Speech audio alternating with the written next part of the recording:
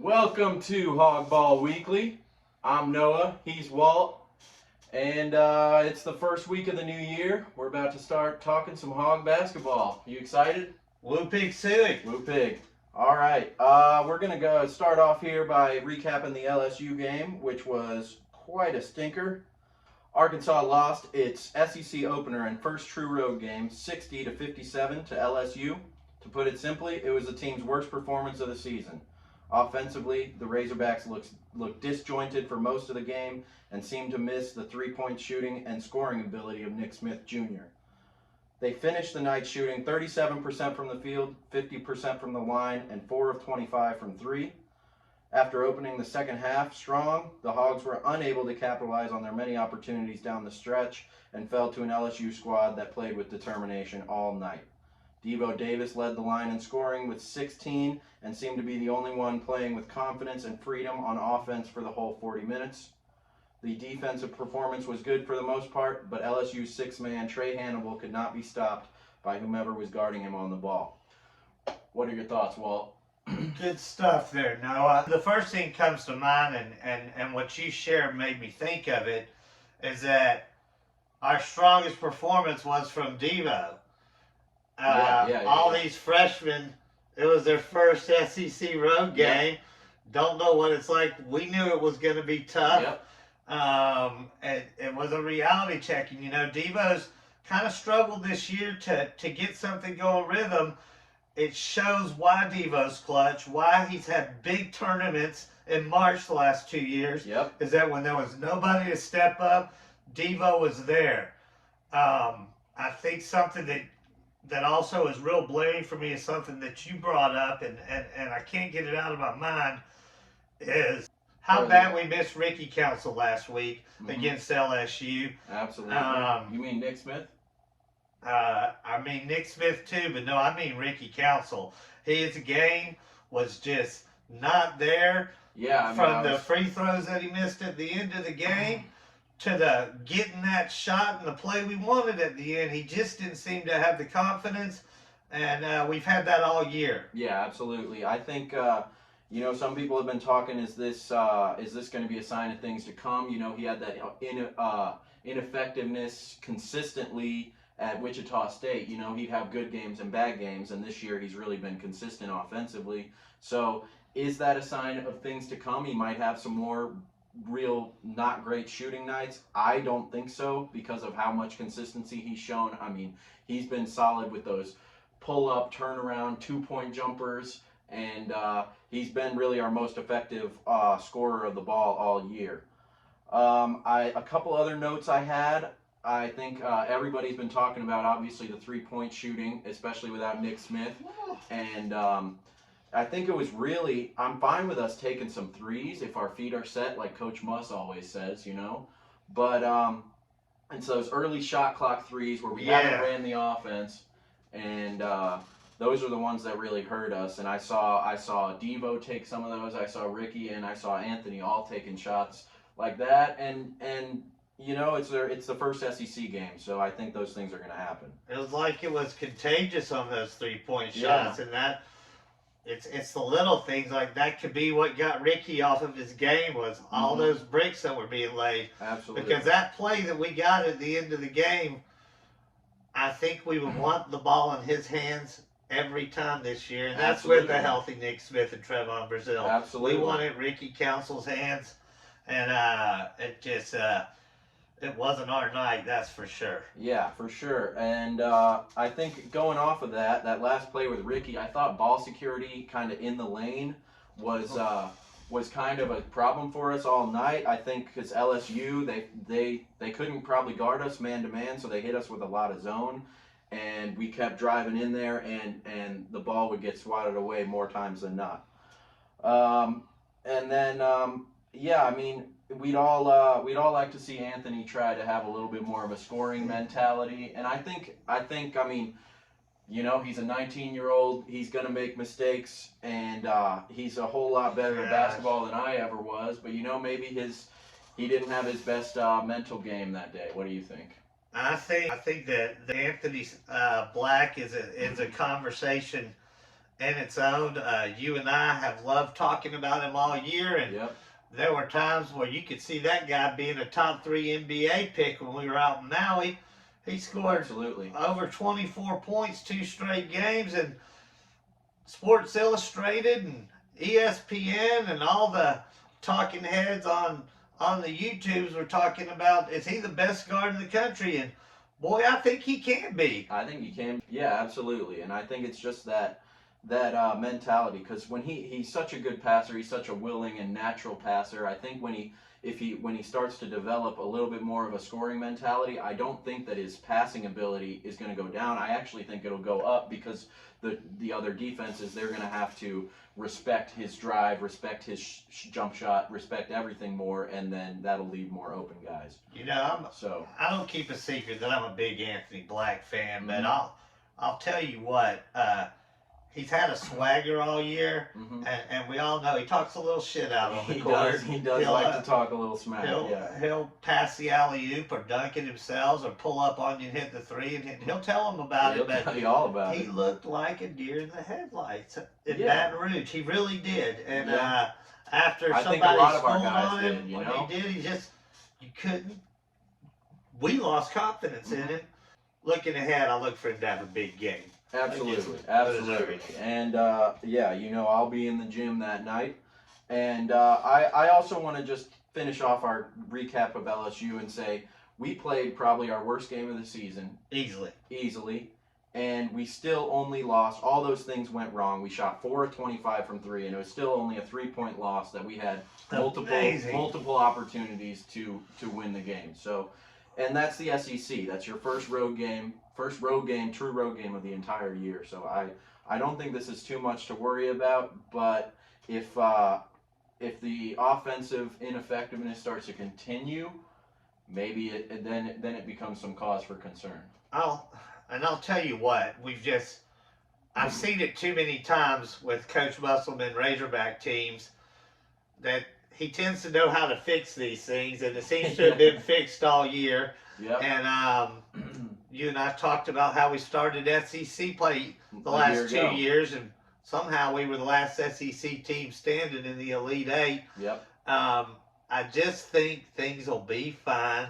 Things will be fine, and there isn't much time to worry about LSU, because what do we have looking ahead? We got Missouri, and I think we should try to transition there. But before we do that, let's get to some of the week's headlines. All right. Let's get to some of the week's headlines. So, I don't know if a lot of you have heard about this, but Eric Musselman, head coach of the Razorbacks, I think you know about that, has announced via Twitter he will be revoking the privileges of any media member who asked for an update on Nick Smith's injury. Oops, sorry, Bob Holt. Yikes. I thought that might be coming. Yeah, in a statement released on Thursday, he said, "My therapist told me not to mention him in the press conferences or we'll have to increase my medications."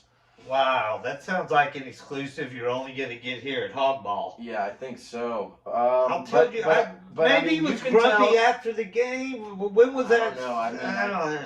Yeah, Jeez. I think so. What else you got over here? According to a source close to the locker room, Coach Muss told Anthony Black after the Asheville game that if he misses another open layup or dunk in a game, he will lose TikTok privileges in the locker room. Ooh. Hey, that affects Devo too. Yep. But later that day, AB was spotted multiple hours after practice working on his finishing at the rim. And I think what that shows, Walt, is a coach who knows his players. Mm-hmm. You know, he knows what motivates them. And he knows what the kids are into. Yeah. And he knows how to get the best out of his players. So I think I like that. And my 11-year-old was real concerned about that. He's a follower of Anthony Black on TikTok, and he does the same dances that Anthony and Devo do. And I think if it was a top 25 of dances, I think the Hogs are number one because Anthony Black has some moves. Absolutely. Okay. Absolutely. And I heard Barry Dunning has some good moves too. He won that competition in Maui. I don't know if you heard about that. I look forward to having a few more years to see what that develops into.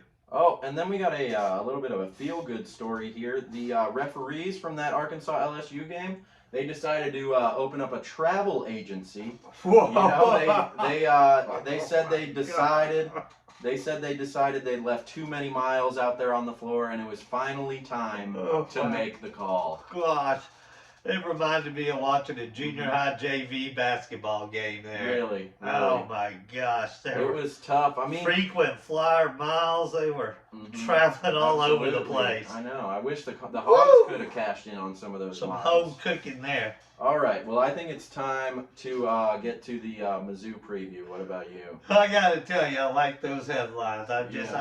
I listened to a lot of talking heads on Hog Sports, and I hadn't heard all that. I know. We exclusives here at Hawgball. You'll only get it here at Hawgball. That's right. So let's go ahead after those headlines and looking ahead. The Hogs don't have time to sweat LSU too much because what's going on? Yeah, absolutely. And I'm originally from St. Louis, so I got a lot of heads in the Mizzou basketball fandom headspace. And I got to tell you, they're pretty confident about this basketball team they got. They got all year. They have been all year. A little bit of a quiet confidence.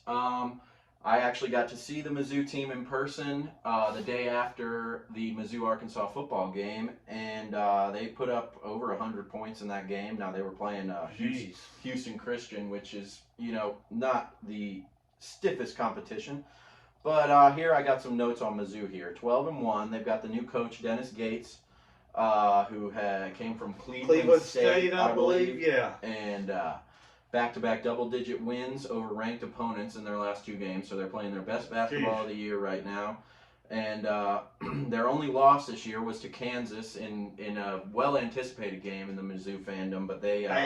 that's the game that I said I really like Missouri in this game with the point spread, and they lost to Kansas by almost 30, I think. Yeah. They were never in that game, but I mean, Kansas is one of the best teams in the country for sure, defending national champs. A little bit about the how the computers are ranking them, and I don't know how much you want to trust the computers, especially with all this preseason that's been going on. The competition is just so different. I think the computers become more valid as you get later into the season, maybe.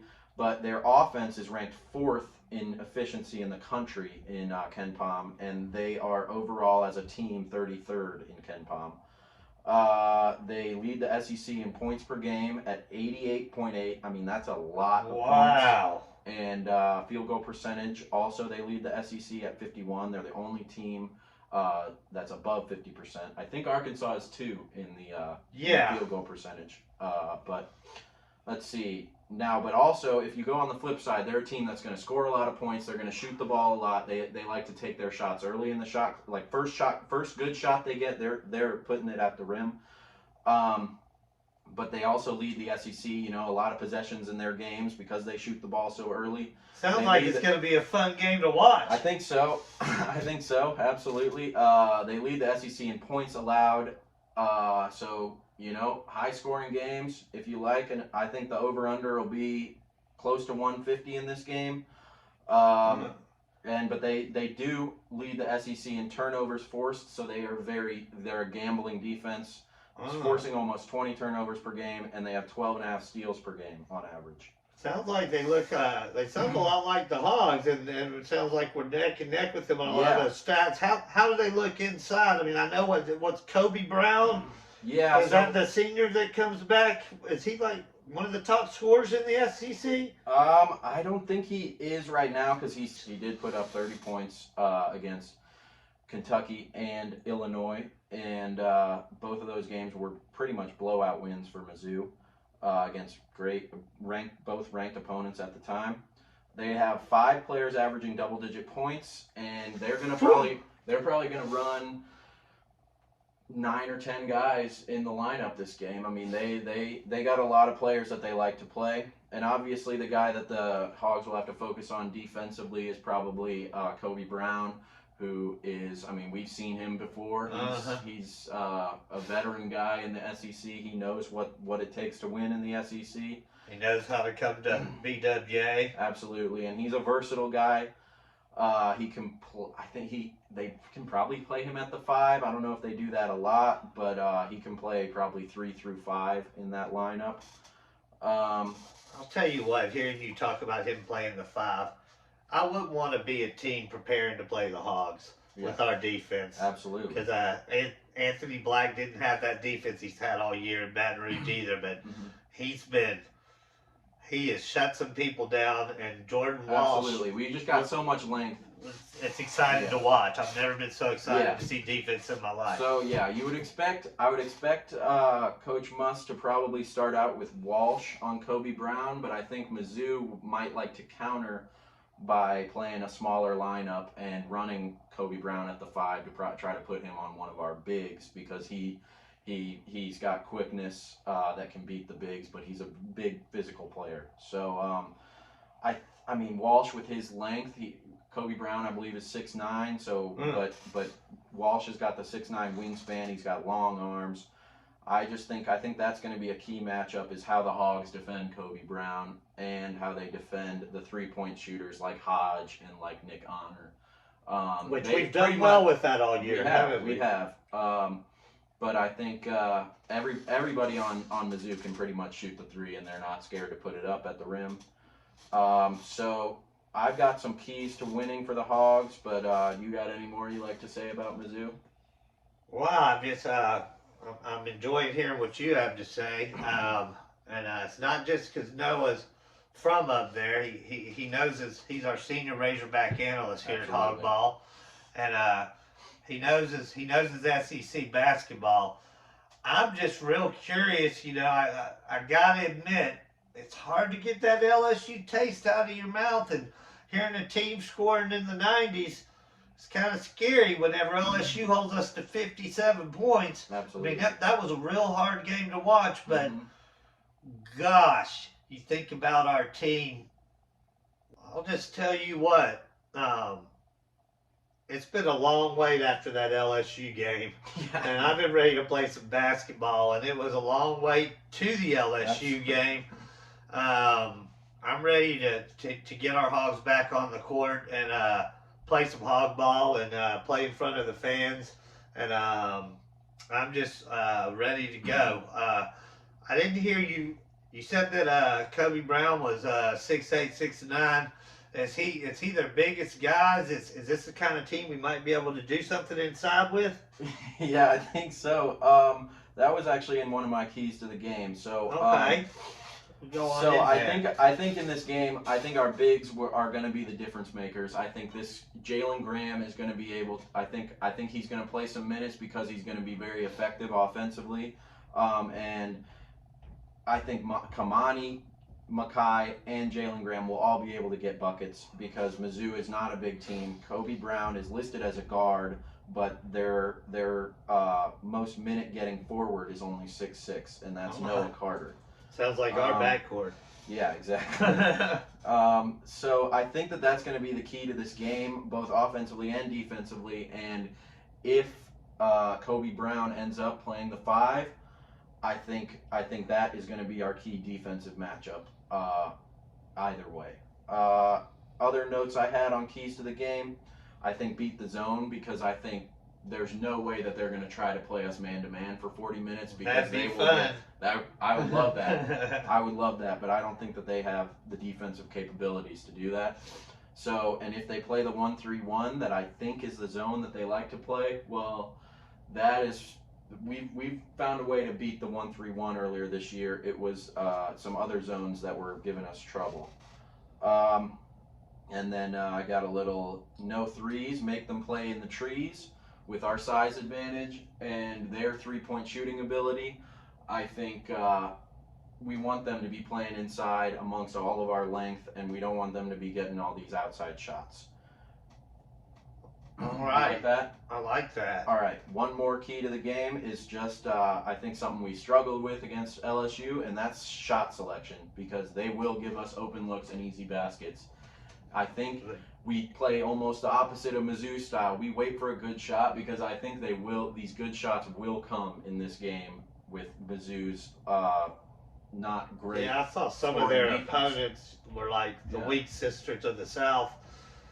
Western State they played, and they won 98-91. So Yeah. obviously we're going to be able to score on these guys. Yeah, I think the shot selection is going to be key because we will get those good looks. Well, I think that's pretty much good for this Mizzou game. I think a couple of closing notes. One thing I want to say to all these Hog fans about Nick Smith is that, guys, just relax. There's a reason they're not telling us anything, because there are millions of dollars on the line for this young man and his family. And so this injury, whatever it is, that can whatever information gets out there can affect his draft stock, everything else. And so the Hogs and Coach Muss are totally handling this the right way, and we got to deal with it. We got to be patient, and we just want him to be healthy. Yeah, Bruce Pearl doesn't need to know his health. Yeah. He doesn't need to know what's going on. So Mom works out good for the Hogs there. I think Muss, as frustrating as it is for all of us and Bob, we all want to know what's going on there, because he's an exciting player to have on the court, and he adds so much.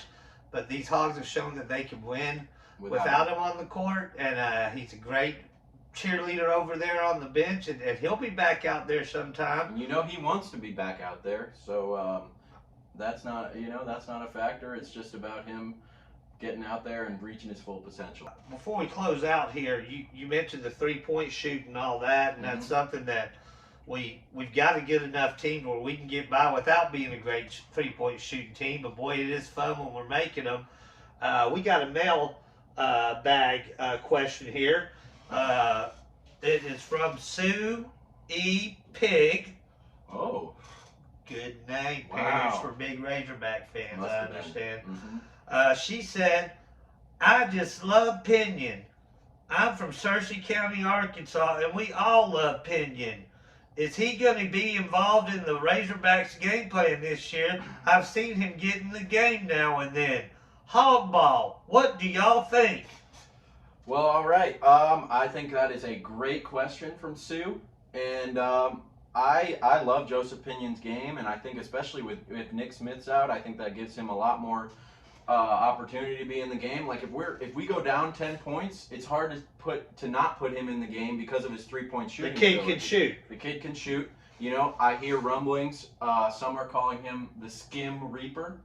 Whoa! And I think Only that, on Hawgball. Oh yeah, I think